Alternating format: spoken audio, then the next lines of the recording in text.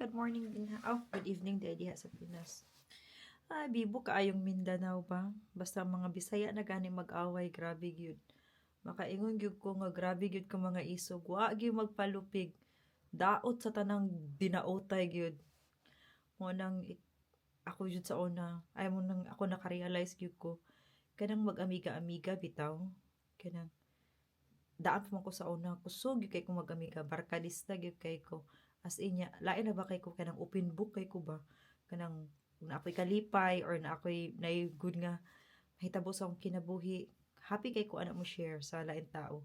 Then apoy mga kasakit. Ana gina-share pa na ako para mo po na akong way para pa kanang magawas ba. Murag pawala bitaw. Pero isa ra gyud ako ang permanente kanang gaka-encounter kanang mga traidor nga amiga. Ano bitaw amiga nga anang wala kay gibuhat nga dautan.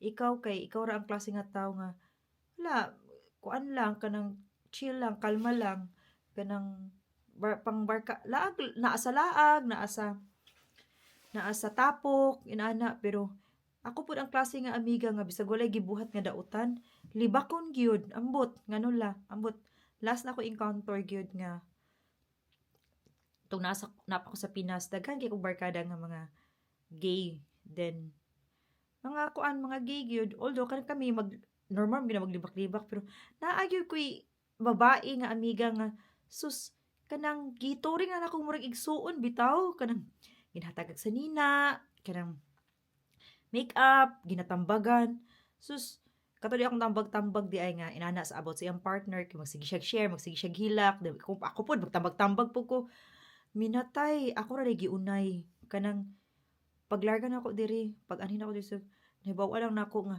grabe ding libak sa ko grabe di ay giyawa-yawa ko nakaana gud ko daghan yung tao nga ungrateful mo nang kita bitaw sobraan man gud kay ta usahay ako sobraan ko usahay kanang nang magbarkada then comfortable na kay ko then magyaga-yaga para sa ko yaga-yaga ra na nang pakatawa lang ba pero sa ubang tao ana or katong giyaga kanang kaubag yaga-yaga serious na dito iya na ditong gi-take us kanang personal bitaw then gina sekreto ra dai kunyag hate manang say kanang issue nilang sindising ko kato ihang best friend then karon silang mother-in-law si Cindy okay ra ba siya na siya barkada tong first katong Ashley nga nurse nga sa Amerika nga wala po niya gitarong nga ihang gi panabi or nag TikTok live pa to siya nga kanang kuan gidaot niya yang amiga kay ginadaot daw pud siya pero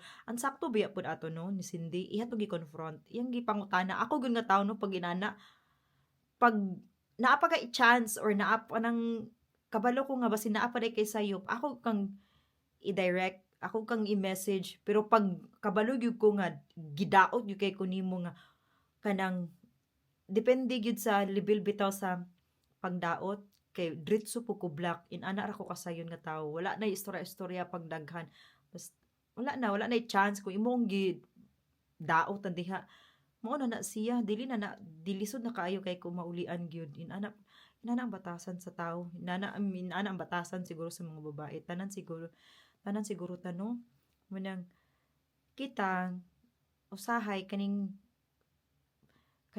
mga babae ba tapadala kay inaanak pa rin ni Cindy sikat na kay siya then murag tan-aw sa iha karon sa mga tao murag mga kung naa siya mga negative nga mastorya sa lain tao especially kung dili niya close no dili gyud dapat niya unta ka ng magstorya og di maayo kay ana ba tak-om da tuon tak-takom gamay ba nasubraan man pud kaayo ka kay kuan lagi kanang pa-authentic lagi kay mo na gyud ihang batasan di na gyud mausab na kita so sayang ta nakwartahan na unta siya pero gidala gyapon iyang pagkaskwaa iyang pagka unsa ba kanang pagkakanal gihapon nga maybe sa iya joke ra to pero sa ubang tao baya kay dili ba na gina-take as a joke syempre especially kung dili kay mo close nana pud ba kung close siguro kay mo ana pahala pag magbardagulan mo kay kung tinud-anay na gyud mo nga amiga pero kung di pa gani kaayo na zip ba na sayang kaayo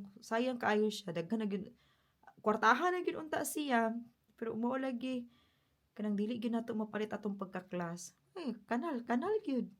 Gyud. May pag-asa.